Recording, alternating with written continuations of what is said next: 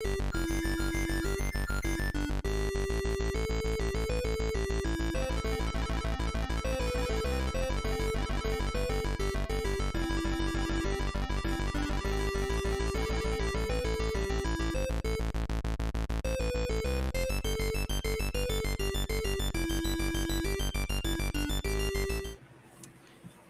out there, middle-aged gamers. It is me, Adam, and today is our 1-year anniversary to the day of our first video for the podcast. If you're listening to the audio, that'll be 1 year tomorrow. But I don't think we're going to have this out in time for that, but we'll see. But yes, today is the anniversary of our podcast, basically. So we have a little special treat for you guys. Unfortunately, Krian could not be here today. But we've come up with a little solution to that. So we'll see how it goes. Hopefully it's going to work out. Okay, so Antoine, would you like to introduce the theme for our 1-year anniversary? Or Phil would like to somebody introduce it. Phil, go ahead. Okay. So we were deciding, because it's been a year and we're looking at the past and the present and the future, where we're going to go in general in real life, and all those depressing middle-aged gaming hopes and dreams that are lost as the year progresses. But which games have we enjoyed playing? Which games are we currently playing, whether we're enjoying it or not, because you're probably only playing one game currently anyway. And which games are we looking forward to in the hopefully near future? Yeah, I hope nobody's picked a game that's due out in about 12 years' time. That wouldn't be too good. Pardon? But Antoine, you're going first. You're going first with your choices. Excite us and amaze us, or sadden my heart to the core. Well, you will see. I picked up 3 very, very different games, so I hope that at least you don't know at least one of them. For the past game I played last year, so just a little background is that I watched the anime of Steins Gate, or Steins Gate, I don't know how you pronounce this, but anyway. That's a game which was released in 2009, 2010, something like this, and then they made an anime out of it. I watched the show, was absolutely fantastic. I loved the series, and then I learned after that there was a game. So since I already watched the anime from the first game, I played the sequel, which is Steins Gate 0. So if you have no idea what this is, it's a visual novel. A visual novel. Come on. So you have very little gameplay, almost like zero gameplay. It's mainly the player reads through the story in form of passage, text, and dialogues, and you sometimes interact with your phone to choose the branch where you want to go, because it's a story with multiple branch, multiple endings, and the story goes in very different way, good or bad. And so this is a sequel in an alternative future, and I really loved it because Steins Gate is kind of very dark sim. So if you watch the anime like me, it finishes as a happy ending. But just before the happy ending, there's some kind of really very dark revelation. Could be very depressing. Like the main character is almost like cutting his veins because he's so depressed. And the Steins Gate 0 will start before the happy ending. What if the happy ending never happened? And what's going to happen after that? So it's actually an extremely fun story. Very, very good. And I really encourage you to either watch the anime or play the games. There have been like 3 or 4 games, include a remaster, I think. It exists in anime, in video games, in light novels, even manga, I think. So, as I said, there's not much gameplay, but the story really makes up for it, and it's really good. These particular games were developed by 5PB and released in 2015. Since we have 3 games each, I'm going to quickly pass through it. And the game I'm playing presently, so I'm going to leave 2 seconds to Adam to change the video. Oh, sorry about that. It's all right. I'm playing Anno 1800. I really like the Anno series, even though I have been disappointed with the previous games. Anno, if you don't know, is a city building RTS, so real-time strategy video game, developed by Blue Byte and published by a small studio called Ubisoft. and this one was launched on April 16, 2019.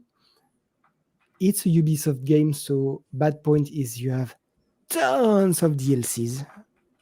Of course, most of them being skins of, like if you don't like how your ship look like, you can buy a DLC just to change the skin of your ship. Hello, Ubisoft. So I hate this part of the game. However, so this particular Anno is taking place, as the title says, in 1800, so it's during the Industrial Revolution. And this one is much better than the rest of the series. Some of the games are very good in Anno. Some of them are really and not so good, like the one in the future. I don't remember if it's the 2204 something. This wasn't so good. This one is particularly good, and apparently, even on internet, it's very often cited as the best Anno of the series. So if you don't know what kind of game it is, it's a city builder, basically, with a little bit of story declined as chapters. Very few chapters. I think I reached chapter 4, and I must be very close to the end. In any case, the story is kind of fun, fine, very little part of the gameplay. It's very sandboxy game. So it's a big sandbox game where you put a little bit of story just so that you have a red line to follow. And it's a very good game, and I'm gonna finish it, I think, very soon. So after that, I'm gonna go on to my future game. And I guess right now, if you followed either my streams or this podcast, you expect me to say I'm gonna talk about Tales of Arise, and no. Although I am gonna do it soon, I'm gonna start first with Scarlet Nexus for a couple of reasons. So Scarlet Nexus is actually very close to Tales of Arise, and you will see why. It's an action RPG that you play on a third-person perspective. And so just as a synopsis, because I didn't want to spoil myself too much, of course I'm going to play it, so I don't really want to spoil it. You assume control of either Yuito, or so the guy, or Kasane, the girl. They are both members of the other suppression squad force, or SF, who are tasked to defend a city called New Imuka from creatures, I imagine aliens or something, known as the Others. That sounds fun. It's an action RPG, extremely classic. You will see the publisher slash developer is Bandai Namco, and Keita Iizuka, the game producer, and Kenji Anabuki, the game director, both come from the Tales of series. So I expect to have a very similar game as a Tales of, except it's I don't know if it's really fantasy, more like steampunk or something. I'm not sure yet, but it sounds very fun, very much Tales of. That's why I'm very excited. And a friend of mine played it, and you can't achieve 100% with one playthrough because you play the girl and the guy, so you need both to play both story to achieve the 100%. I'm not sure if there's a big difference between the two stories. I hope so. That would be very good for replay value. In any case, he finished it twice in a week and told me, "You have to play this game. It's fantastic." Like, okay, what kind of game is that? It's kind of a Tales of, but even better. Sold.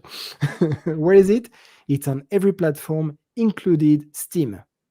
And it's, at least when I bought it a couple of days ago, it was in discount. So here you go.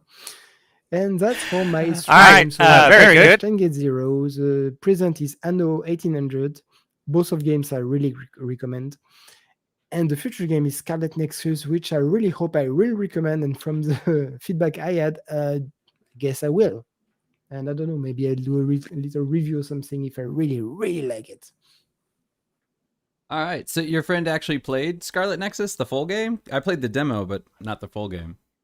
Oh, yeah, the full game. And he played it on computer, actually. And literally destroyed it. Within a week, he played 2 playthrough, 100%. They're a big gamer. I don't remember what kind of job he does, but certainly he doesn't do like 60 or 70 hours a week like me. So I don't expect I'm going to destroy it in a week. Mm. So I'm also not worried. Thinking about with Anno, you said it's kind of an RTS city builder. So is it comparable to, say, Civ, or what game would you compare it to? It's an RTS, so it's like Civ is with little hexagons, what you can see in Phil's background, for instance. Mm-hmm. Here it's literally real time. Civ is not real time. Like Command and Conquer. See, you see the little unit on the map. Mm-hmm. So this is this kind of RTS. It's City Skyline. Did you play City Skyline? Or I've seen it. I haven't played it. Yeah, I would compare to this kind because it's in the end it is a city builder, except that no one comes with a battleship to shoot your city in City Skyline. So you have a little how can I say? On your map, you're not the only one. It's a map. Imagine Civ, starting the Civ gameplay with an island map. So plenty of little islands. You start with one island. You can, but you have to colonize several islands because maybe your base island doesn't have fertility for coffee or cotton or bananas or something. So you have to colonize other island which has a fertility unit. You're not the only one. There's 3 AI on the map which colonize as well. 2 of them which are beneath you, really. They are not very good. And 1 which is completely overpowered. One of the issue I had in this is that in Civilization, for instance, the alliance system is very well done and worked. In this Anno, it's a catastrophe. Never do an alliance because the 2 weak AI are going to try to get in alliance with you all the time. The second you get in alliance, they declare war to the very strong AI, and then it's done. It's finished because most of the game, you have to trade between your islands. If you grow coffee here and bananas here, you need to exchange all the time. If you're at war with this super strong AI who has frigate and mono warship and cruisers everywhere, then he sinks your ship all the time and it's finished. And I had to stop my first game. I literally had to stop because of this. Couldn't trade and I couldn't train, so I was slowly dying off. So I had to restart after like 18 or 20 hours. I had to restart just because of this. Yeah, that's really pissed me off. So you play this game, don't do alliance. You don't do alliance, fantastic. No problem. The naval combat is pretty fun. There's always a lot of balance to achieve in your citizens' needs, which is a big part of the game. And yeah, I can't spoil it more than that because after that, I'm really gonna take the flavor out of the game. But yeah, you really have to balance your stocks. All right, very good. All right. So, Phil, you got any questions there? I know if you're watching the video, you're noticing that Phil and Antoine, they can see Korean, but they can't hear him. So they're not quite sure what he says.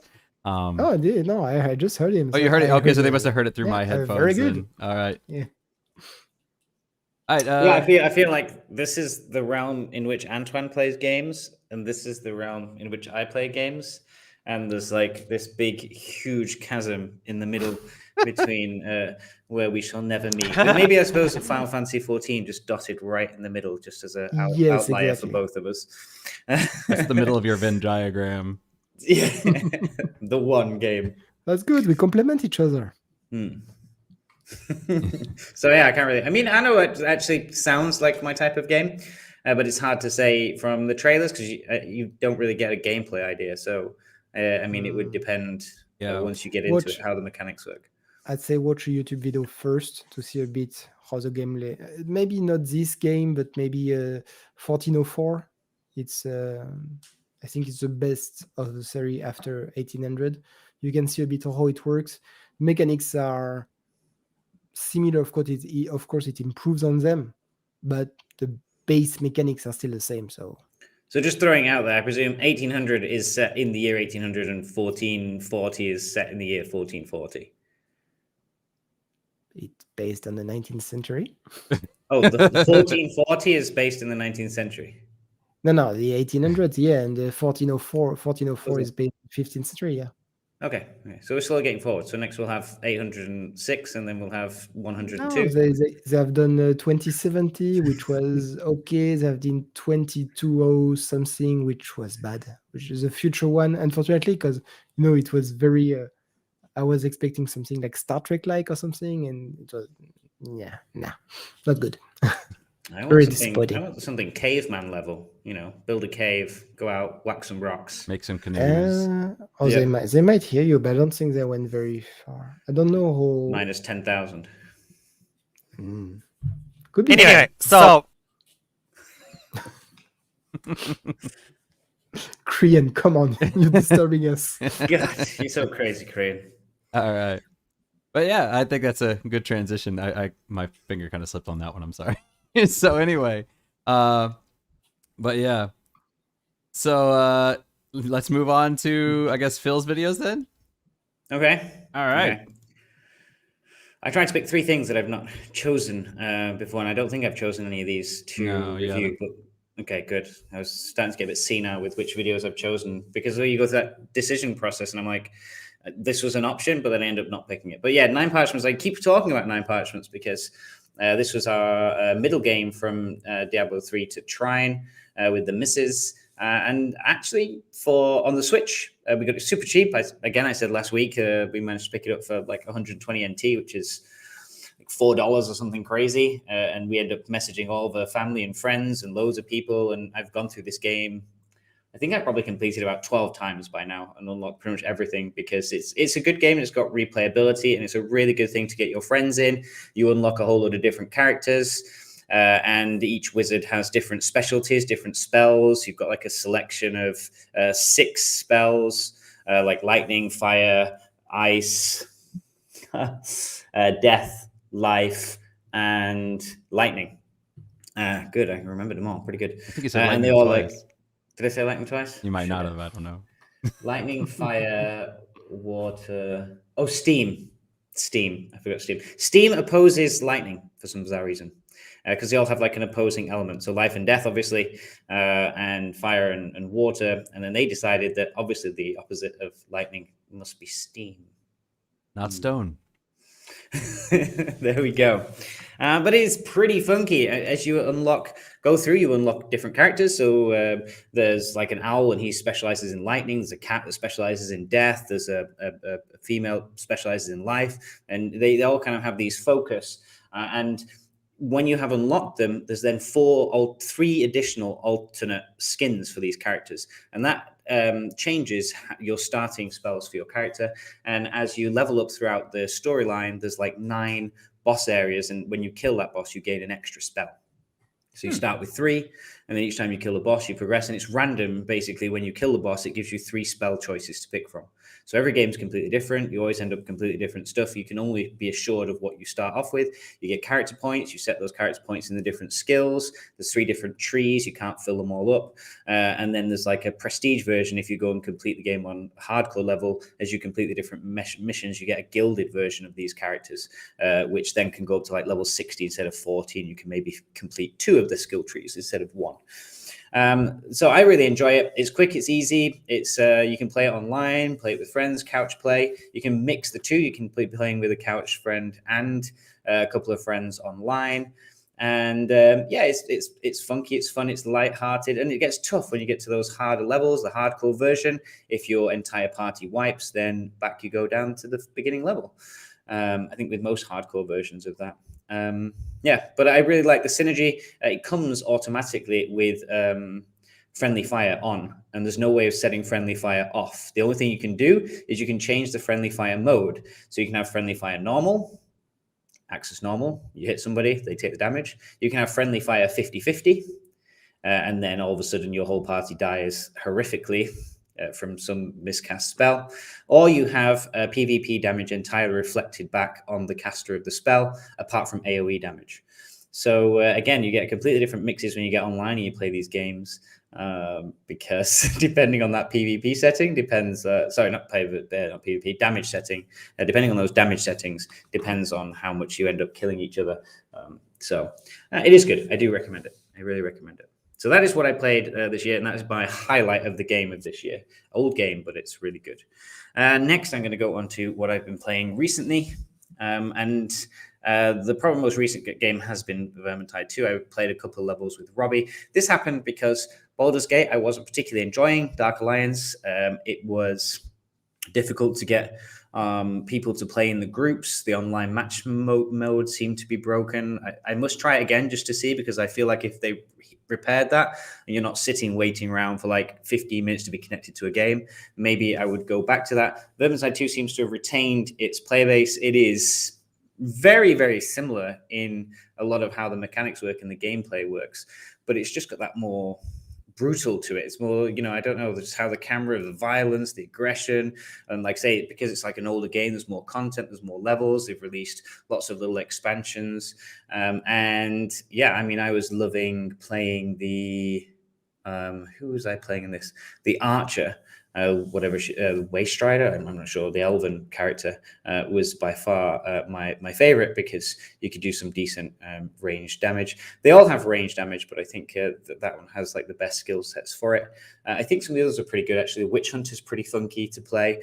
The Halberdier, again, very similar. You have a starting character similar to Nice Parchments in a way that as you level up, when you get to certain levels, you unlock new skins, and the skins change your abilities, your powers, and you work a little bit differently. So the second level for pretty much every single class is a ranged version of it, which is kind of good. The Elf is the Ranger is the only one that starts with it, and I think their second two turns you into like a close combat instead, so it spins you around. Yeah, I really liked it. I need to start playing it a little bit more. And get back into it, because I found some of the newer content that I've not really got into, and I just unlocked it, and I haven't been back to properly progress. There was something that they did over the summertime, and it was like a new system where you ran through parts of the dungeon, sometimes backwards, and they had a really, really weird running work. So how it worked was like specialty the zone areas, and you had to like capture the flags, and these flag areas had like 6 or 8 different elements, and they all changed the rules. So yeah, it's just extra ways of playing the game to keep it funny, and I've not really got to play that. So that's my plans and for the future, which is the most exciting. And all of us, I don't think any of us have picked this for anything that's coming out, but I know we're pretty much all going to play it. Probably the only one game that overlaps all 3 of our interests to a high level, and that is Final Fantasy XIV Endwalker. And I have to say, I've not played properly in maybe about 9 months, I think. I think when I moved back to Taiwan, I was in a raid group for a couple of months, and then it just wasn't working out with my time, waking up early in the morning because they're American. I'm in Taiwan. The time zone was crazy. So I ended up stopped playing. And I keep meaning to go back, but I just kept saying I may as well wait for Endwalker to come out. And it's looking good. Level cap goes up to 90, as we probably can expect. 2 new classes. The Reaper Summoner DPS type thing. You summon these shadowy creature things, and then when you're attacking, they buff your damage. Almost sounds like Druidish from the sounds of it, but they're more emo-y. And yeah, they said that they're going to take the Dark Knight weapon, the Dark Knight Scythe weapon. So and they're going to be what did it say? It said they're going to be very Bloodborne style. Bloodborne style. So yeah, it should be interesting. I hope it's not like the last one where they pushed Dark Knight and it ended up being pretty tragic for a while. The other new class being the Sage, floating daggers, healing or buffing, breaking. I mean, I've never played some of the early Final Fantasies, but apparently a Sage never played like this. It was saying that in one of the Final Fantasies, they were a sort of like a dark light magic damage user. And the other one, they were like a buffer of some kind. I don't know, you guys played Final Fantasy earlier versions? I've never played a version that had a Sage class, because that wasn't in Tactics, and I don't remember it being in the first Tactics Advance, and I don't remember it being in 5, but maybe it was in 5. But must have been in like the very early games where you had thousands of jobs. Oh, it said here, Final Fantasy III, where it was a red mage with ultra-powerful white and black magic, and the Final Fantasy Tactics handheld games, where they inflict status ailments. Okay, so they were in Tactics Advance. I just must have never unlocked it. Yeah, not interested. So they're looking interesting. We do need a new heal class. I'm kind of excited. I'm going to get back into it. Don't know if I'm going to get into raiding this tier. We'll see what they do with Red Mage. Last time they didn't change it too much. And then I'm hoping when it does come out, I will probably start doing a lot more videos and switch my interest to Final Fantasy 14. And even before that, actually, I'll probably start the game like maybe a month before and get some videos and contents out. But it's looking at Male Vieira. They've caved in to the whine of Shadowbringers, and now all of those people spamming Male Vieira in every discussion chat that they do have got their own way. Cancel culture. And we also... Yeah, additive counter. Additive culture. It's the counter meta. And again, you guys might be able to correct me on this. Loperitz, the new Bunny Beast tribe that's going to be in the new I'm not sure. expansion. Loporrits. Loperitz? I don't know. Loperitz. They're not Moogles, and nobody cares. They look kind of cute, though. They look pretty cute. They look kind of like the Moogles from Final Fantasy 12. Yeah. Yeah, I'm expecting maybe we might all be playing this game at the same time. And I've also decided that I might have to cave in and buy it on my laptop because I'm desperately losing the war to ever play on my PlayStation 5 at the moment because I don't have seniority, and Ghost of Tsushima is apparently the only game that's allowed to be played on my PlayStation 5 12 hours a day. So I figured that maybe I'll get it on the laptop. Then I can play in here, and I can stream easier, and I can chat easier. And I'm not, if I want to play into the, I don't know, early hours for normal people. Normal people say, "Oh, if I play to the early hours and keep the missus awake." But for me, it's I play in the daytime and keep the missus awake. Then we won't have arguments. So I can come down here and play. So yeah, what do you guys think? I'm looking forward to it. We have a question in the chat asking which data center are we on. We are on, I don't know about Antoine. Antoine, do you know which data center you are? Yeah, I'm in the European one, of course, because of my free companies in France. So. Okay. Because I know Phil and I are on Crystal. I'm on Google. Marlborough. Yeah. Data server switch. Everybody should come over, and we should get some proper gaming on the go. I can't remember. Does it cost like $10, $15 or something for the server switch? Well, aren't they adding like where you can visit other server or other data centers? I know you can already visit other servers, but I heard there's something about switching where you can visit other data centers. Oh yeah, there you go. No need. Endwalkers is getting cross data center. Yeah. Okay. Yeah. No, I'd love to play with you. It's just that if I haven't played FF in nearly 2 years, so I would need 1 or 2 good months of playing to catch up with the story. Yeah, it's fine. I haven't played in like 2 weeks. It's fine. You come and then Daddy will give you some money to make it a bit easier to catch up. Oh, thank you, Daddy. Look at the Heaven's Word. Yeah, you can also usually our Marlborough is quite often a what's the word? In need of players center. What's the word for it? Is it? I always get like a preferred server loading queue, but I'm always like 13. It is always a really small number. It's never like it's just a generic loading screen. Yeah, I think normally it's a preferred. Oh, quite often it's preferred server. It's one of the weaker ones on Crystal. That and like Goblin and a couple of the others. So yeah, if you're on a normal server, you can. I think it's free to transfer over to a preferred server at certain times. So currently, right now on Crystal, Goblin and Balmung are preferred. I'm looking at it right now. Balmung, that's usually always busy. I think it must just change. Yeah, I don't know. Balmung's Balmung, and that's the one where we always get the trolls. I don't know why, but whenever I'm in a group and there's somebody who's like harassing everyone, it's always Balmung. I can't remember if Balmung is that's either the trading server for gatherers and stuff, or it's the ERP server. I can't remember which one. They're the 2B ones. Balmung and Behemoth, is it? One of them is the ERP Brynhildr. server. Brynhildr might be the ERP server. Oh, Balmung. All right. Well, Antoine, any comments on Phil's 3 games? Just a question on Line Parchment. I don't think you talked about, is this a matchmaking system, or do you really need to have actual friends to play with it? Yeah, you just click the online system, and it'll show you everybody else who's playing a game at the moment. So you can All right. jump into their game, or you can set your own game up. You can have it with just your friends, or you can have it just open in general with everybody. And does the system work well? Because I remember Dark Alliance, you were really annoyed with it. So Yeah, instant. I've never had a problem. Every time I've gone on, even though the game is super old, I think it's because it's just so cheap and so replayable. I've never had a problem finding anybody to play with. Every time there's a few games. Or you just make your own game and people join. You can set the difficulty level and the damage rules, and then just click it, and people jump in, jump out your game constantly. I'm afraid I'll never play these kind of games. But thanks for showing it to me. Yeah, it's It kind enlightens me. of Diablo-esque. Just with a little I bit was more of a thinking League of quirky Legends. charmer. Okay, but the gameplay is similar Yeah. with the leveling up and whatnot.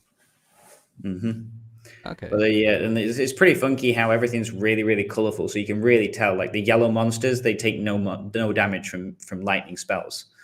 So you can't just go pure lightning. So like the lightning character only has 3 lightning spells from one of his beginning skins. So you really have to mix up your party or level up, and you can take some buffs that, like you still do maybe 33% damage against a lightning creature if you've tooled up your maximum abilities. So it really encourages having a mixed party and a fair few people. I was just laughing because there's a guy walking a very tiny bridge, and I know. I the first time the trailer first, every time, probably not every time. Like 75% of the time where I've played that game and got to that part, somebody has done that exact same thing. So that's exactly what it's like, because when you're walking between one area to the other area, they're being a bit reckless. So normally it's okay, and that's the one bit where you've got to be really tight with it. You often just see somebody go flying over the edge. So how if you do die, what happens? Do you just have like a timer till you come back, or? Yeah, your death pool respawns relatively close, and you just get allies. The more allies that step in, the faster it comes. And if you're not in combat, the faster it spins around, and it's fine. And I think when your whole party is dead, one person will resurrect with about half health, and that's kind of like your one-up power. And some characters have their own innate ability on their the ritual tree, where the bottom one might say that when you die the first time in each combat, you come back to health with full health. So there are some options. All right. Isn't Balmung Legacy? I don't know. It might be hard to say. Yeah, I'm looking forward to Endwalker too. I'm looking forward to trying out the Sage class. Maybe try a new healer. The only healer I have currently is the Dollar. So I might try Summoner. I might try the Reaper Summoner. The problem with the Summoner is I don't really like when you have like the pet bars for it. That's the one thing that stopped me really enjoying Summoner and enjoying what's the other one? Oh, that's gone now. The monster bars? Yeah, you can still control those though, can't you? The pet bars? The pets are now a spell, basically. So your pet will sit there and auto attack, and then one of your spells will basically tell your pet to do one of its 3 attacks. That's doable now then. Yeah, so now the pet bar, you have 3 things, and they're effectively treated as spells. They just originate they've completely from neutered the class. They've made it sort of new. They've made it very different, and I'm hoping that they change it even further, because I like the idea, like, where you build up to Demi Bahamut, and then you build up to Demi Phoenix, and I like that kind of build up, and then you get this big thing. But I don't think we're getting another Demi this one. But yeah, it'll be interesting to see what they do. But I think they've been trying to overhaul the Summoner for a while, but they just haven't found a good balance, because it was kind of based off of the WoW Warlock, and the way Summoners operate in Final Fantasy is nothing like the way Warlocks operate in WoW, but that's the role it filled, and now they're trying to kind of give it more of its own identity. Yeah, but we'll see how that goes. So. I feel like we could have dedicated the whole episode to Final Fantasy 14, though. It could have been Probably a way could have to if we would really wanted to. Maybe we will in the future. Maybe when Endwalker comes out, we can have a the week before. The week before, it yeah. comes out. We can have another Final Fantasy extravaganza like what Antoine and I did in the past. All right, so we good to move on to my games, I guess? All right. All right, very good. And what I did for my... Yeah, I know. So my first game, the game that I played this year that I really, really enjoyed was Windbound. I've talked about it several times. I've reviewed it once or twice. But I don't know. This game just really kind of clicked with me, and I really enjoyed it.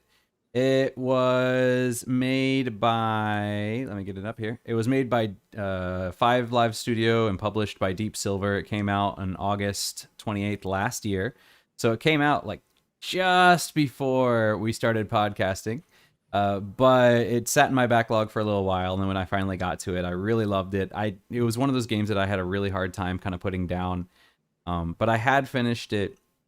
As much fun as it was, it definitely had some issues, mostly with glitches related to trophies. For example, there's a trophy for only using melee combat, and there's a trophy for only using ranged combat.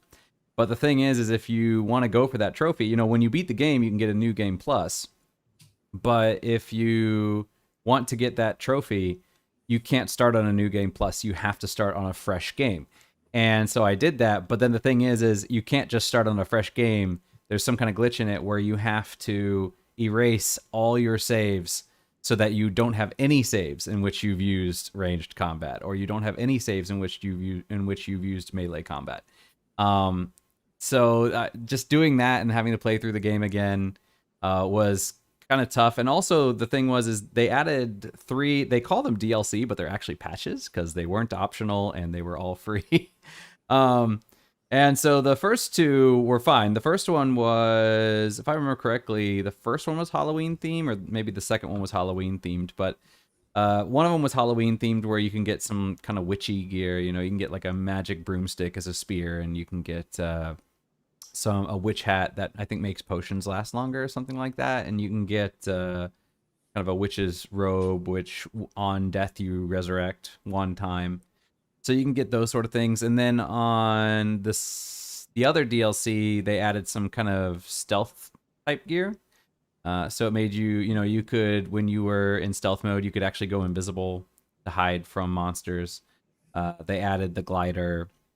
Then they added some new puzzles to the game that incorporated some of these elements, you know, because it used to just be you find a tower, you activate it, you're done. And so here they added kind of new puzzles like, oh, this tower has a gong and you have to, you know, shoot the gong with an arrow, or this one, you know, you have to glide across, or this one, the gong is missing. You have to, you know, you get a map and you have to, you know, find the X and dig it up. And so those 2 I felt really added to the game in a very positive and good way. The third DLC, though, added basically ghosts to the game, and because some of the trophies, like for instance the only using melee combat or only using ranged combat, you can get through most of the game without having to do a lot of combat. And originally you could, you know, unless you needed a resource, you could basically avoid it. And once you did that, it was kind of like, or for instance, going through the game and you're only using your basic tools. So you're only using a stick and your knife, and that's it. And that's pretty doable if all you need to do is kill pigs. But then when these ghost guys come out, you know, there are special weapons that do special damage against them, and regular weapons don't do that much damage against them. And because of that, it made it, kind of difficult to get some of these trophies. And so it wasn't that it was overly hard, but it slowed you down significantly. So I feel like I really wish they would update a new patch that would make the third patch, you know, you could turn them on or off. You know, I want this one or I don't want that one. If they did that, it would be great. Some of the physics were kind of weird, you know, where you're getting a big boat and you're sailing super fast, and then the front digs into the water, and then just the whole thing flips over 3 times. And but overall, I love this game. It was a lot of fun. I would love to see another game made in much the same way. I'd love to see some quality of life improvements, like, for example, if you run out of sticks, sometimes you run out of sticks, but you have lots of lumber. I would love to see you be able to, say, strip lumber into bundles of sticks, or be able to use silk rope instead of grass rope, because sometimes I don't have grass rope and I do have silk. So things like that I think could really improve it. But overall, I just absolutely loved this game. I always wanted to do a review The only reason I didn't was because if I had downloaded my gameplay of it, there's me in the lower right hand corner, and on reviews I don't like to see me in the reviews because I'm talking and there's me in the corner who's not talking. So maybe I'll reinstall it and play it for a couple hours, get some footage, and make a review sometime. So that's my plan with that one. The next game is the game I am playing currently, which is Ghost of Tsushima, as Phil likes to call it. But the true name is Ghost of Tsushima, the director's cut. And yeah, I'm playing it. I played through. I've reached where I can enter the DLC, and then I stopped because I was going to do that on Monday, but then there was the request that I do the show some of the online multiplayer. So on Monday, I ended up streaming the online multiplayer. Absolutely love it. Beautiful game. Graphics are great. In the original on the PS4, they had, the load times. I timed it out, and they were something like 15, 10, 15 seconds maybe for a load time. They weren't very long. They added a patch that updated it, and the load times were reduced down to like 4 or 5 seconds. And now on the PS5, it's, screen goes black, screen comes back, and you're across the map. So there are almost no load times. So that is amazing that they were able to pull that off. The haptic feedback is fantastic. I mean, you can really kind of feel like every time they click the sword, you can feel it. When you draw the bow, it you can feel the control. It's kind of worried me a couple times because they have the speaker on the controller, and it's really cool when you're in a sword fight and you hear that cling and it comes out of the speaker, but the haptic feedback kind of jostles you at the same time, so it gives you a very kind of, I'm not going to say real, but it gives you a very good sensation that a rumble pack wouldn't do. Hey, cats, yeah. So that's absolutely fantastic. But yeah, there have been times where I'm pulling back the bow, and the bow kind of does this creaking sound, and that combined with the rumble pack or with the haptic feedback, sometimes I feel like, oh no, something's broken inside the controller, but it's not. It's just this. It's just a combination of the haptic feedback and the sound coming out of it. But yeah, I'm absolutely loving it. It's great.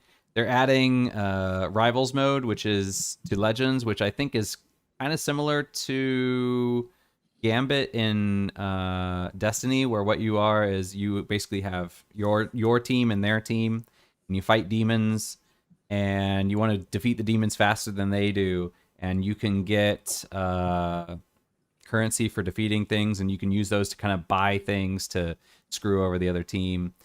So that should give multiplayer a little bit more longevity because it's going to vary it up a little bit more. But yeah, absolutely love this game, and I highly recommend it if anybody ever gets the chance. Phil might be sick of it, but Phil hasn't actually played it, so maybe if he gave it a shot, he might not change allowed. his mind. Can't get up. He's not allowed, exactly. So that's a testament right there to just how great this game is. It is fantastic. I absolutely love it. And that's going to lead me into my future game, which is kind of in the same vein, Horizon Forbidden West. I am super looking forward to this game. I loved the first one. Absolutely great. I mean, this was the kind of thing where I had heard all the hype around The Witcher 3, and my whole time playing The Witcher 3, I just wanted to pull out Horizon Zero Dawn a second time. I will admit the story in Witcher 3 is better, and the fact that you can choose your own path. Horizon Zero Dawn was very linear in terms of story, but the combat and the gameplay in Horizon, in my opinion, was just leagues better. The bow play and everything like that. So I absolutely loved Horizon Zero Dawn. I've been super pumped about Horizon Forbidden West. It looks fantastic. And yeah, I'm just really looking forward to it. Really looking forward to seeing where they go with the story. We kind of left on a cliffhanger in the previous game.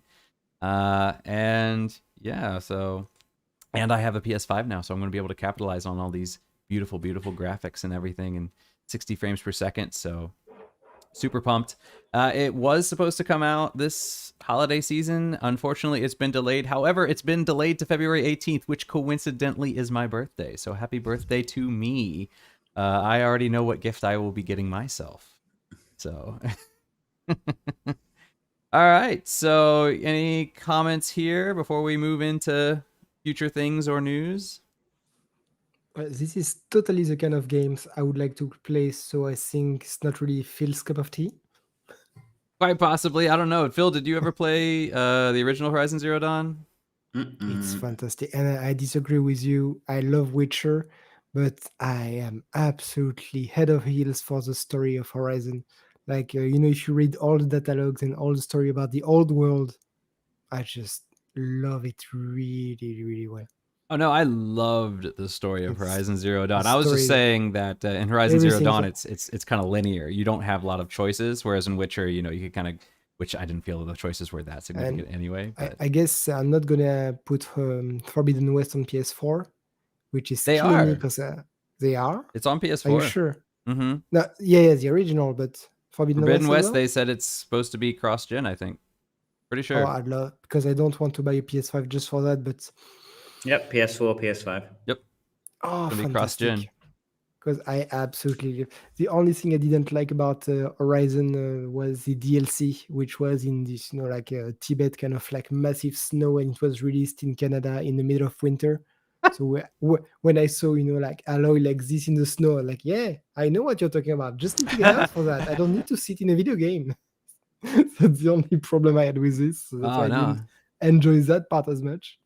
Oh no, I But loved no, the DLC. Yeah, my only problem with Horizon was melee combat. I felt like the spear combat wasn't super great, but that's okay. You almost never use it. yeah, It's it's really depends on the 99% weapon you bow have. combat anyway. So Yeah, exactly. And the end game weapons, the one which strips the armor, oh, that was beautiful. Yes, fantastic. I loved pulling the armor or the weapons off of like a Thunderjaw, and then you get to use it against it. Exactly. Question on the Iki Island. Mhm. I hear a lot about multiplayer, but I didn't get it yet. I did Ghost of Tsushima, and I really want to get the DLC, but I hear it's really multiplayer based. So, you still have the solo game, or Iki Island is entirely solo. It's there's an update to Legends, but Iki Island is a solo thing. The so updates to I Legends will. haven't even come out yet. So at some point after Scarlet Nexus and Tales of Horizon, I will get it. Yeah, I think they also Hopefully before have Horizon. multiplayer. You can for $20 US. I think they're selling the multiplayer individually. So if you Yeah, have no no, interest in the actual game, I don't but do multiplayer. That's oh, for Phil. okay. No, Iki Island is its own story. The multiplayer updates, I don't even think you need the director's cut for those. I think I those are don't just think free so. I updates. think I can just I can just Yeah. download it on my base game. Yeah, I think the PS4. multiplayer is just updates because the original Legends was free if you had the game as well. It was not. Yes, well, just an update, yeah. Yeah. So yeah, Iki Island single player. Yeah, So much to look forward to. yeah. I feel like Ghost of Tsushima and Horizon Zero Dawn are opposite ends of the same coin.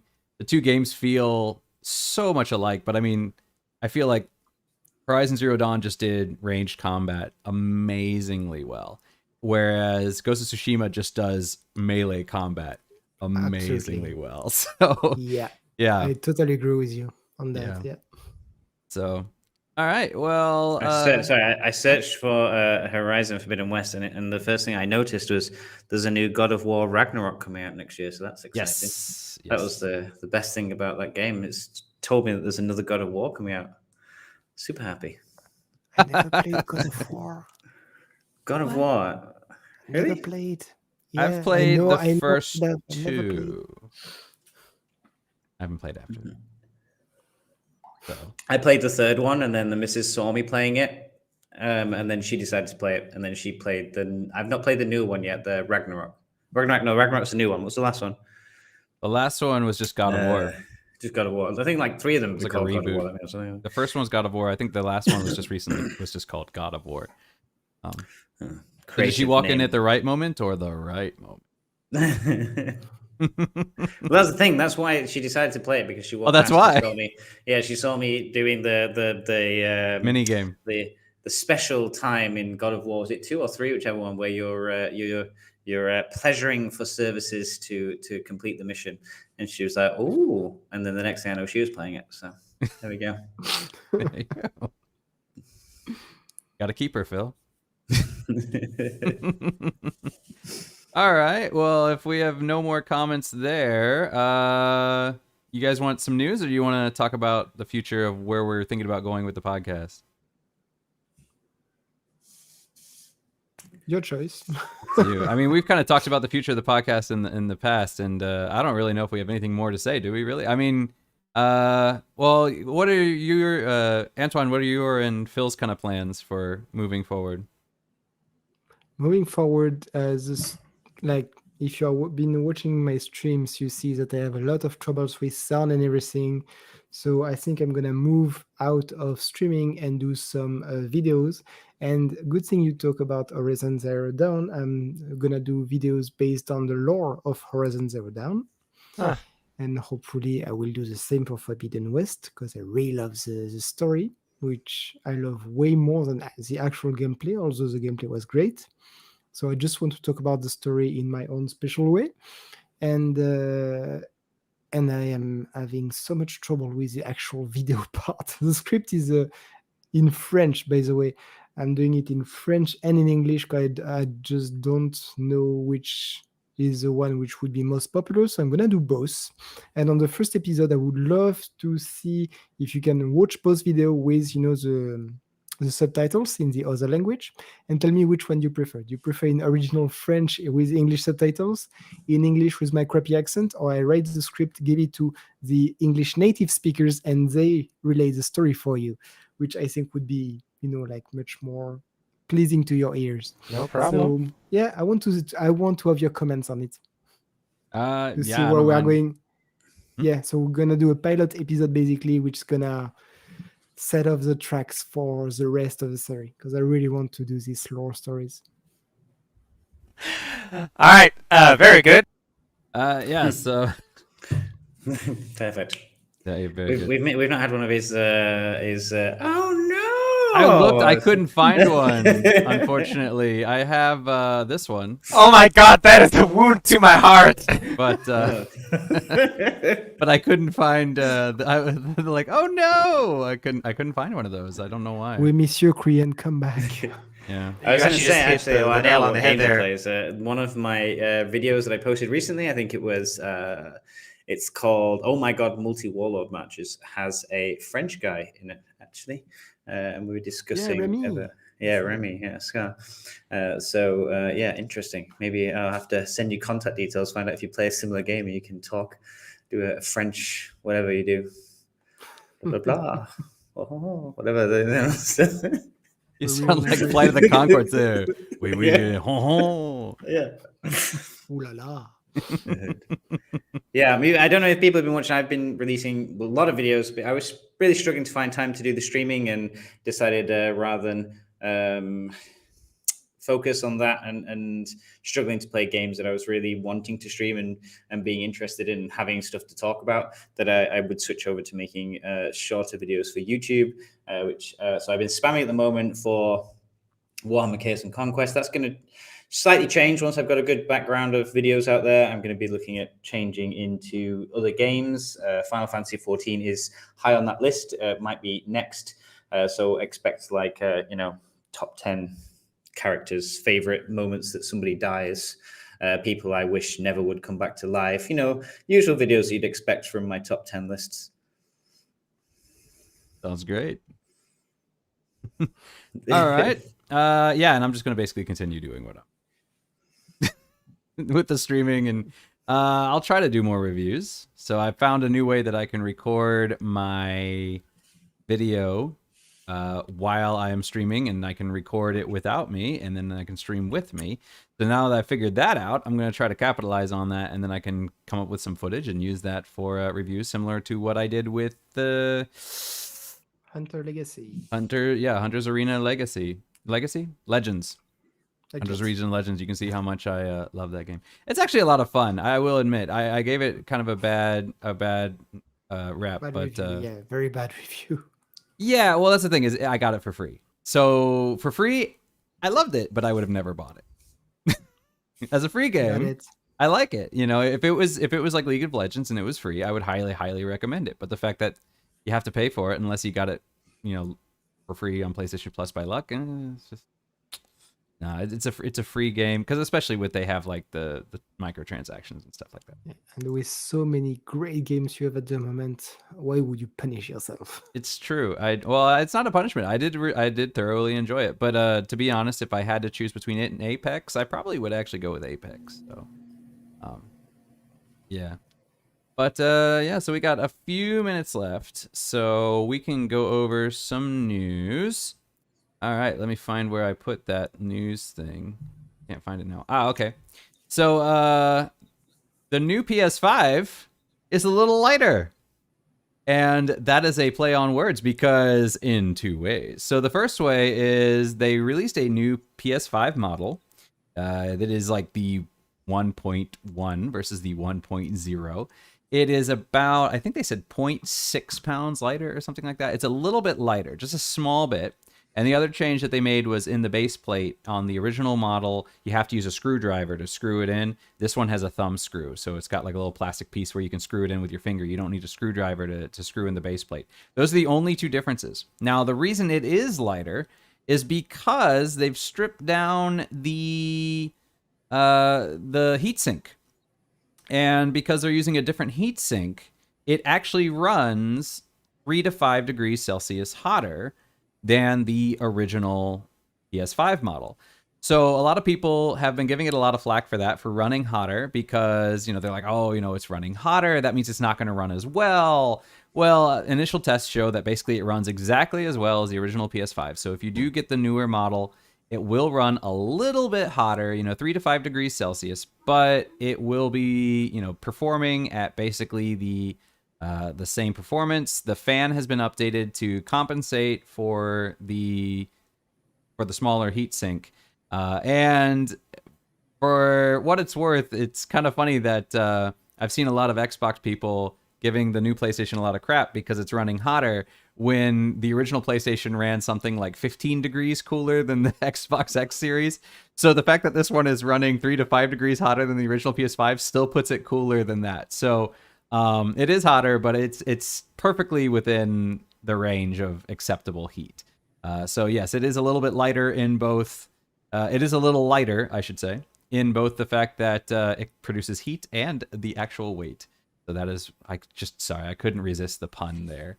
So Antoine, it looked like you had a little bit of a comment to say. No, I was just thinking maybe they saw the heatsink was a bit expensive, so they took the cheaper Chinese version and they said, yeah, no, it's totally acceptable. 5 degrees. Yeah, 5 But degrees isn't bad. wouldn't that hurt the hardware in the long run? Oh well, it's still running. It's still the running extra cooler than. It's still running cooler than the X series, and I think it's actually running cooler than the PlayStation 4 still. Yeah. So I don't think it's. Okay. Yeah, I think it's still within the range of acceptability. Okay, if you compare to PS4, it's fine because Xbox is well known for its reliability. So I won't compare to X. What's the point? But yeah, I think it runs hotter than the PS4. I think it runs cooler than the PS4 still. So it it shouldn't be an issue. Okay. Yeah. Didn't they have any issue of stocks PS5?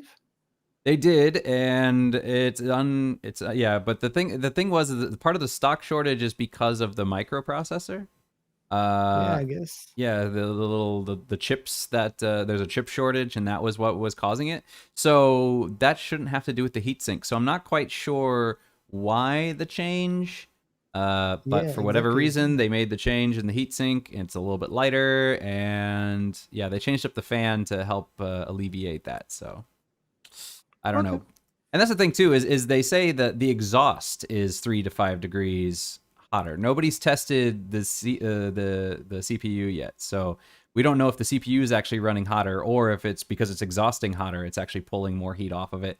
We're not sure. So yeah, we need to wait for somebody to see what the temperature of the CPU is for that. And other news real quick, because we're running out of time here. In fact, we've ran out of time, but that's okay. This will be really short. Gaming is good for you. According to a study, gaming playing 2 hours of Call of Duty burns as many calories as 1,000 sit-ups.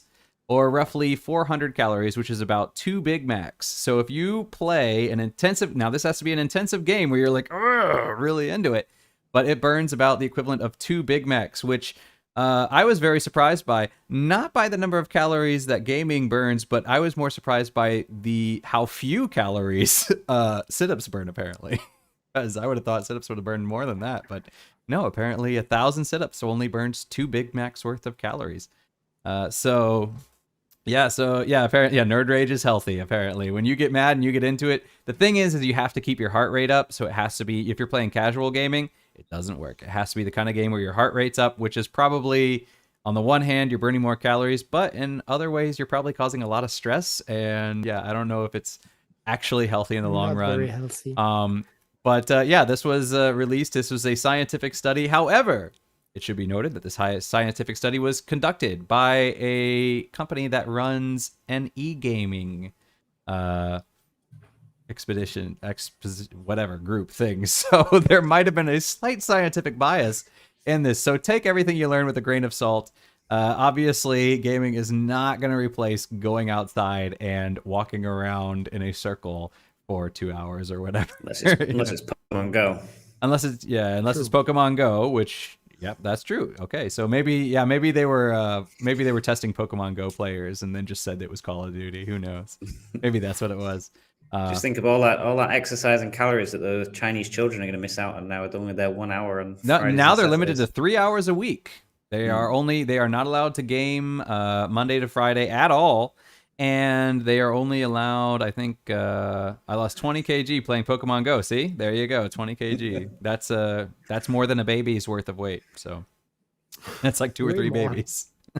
Yeah.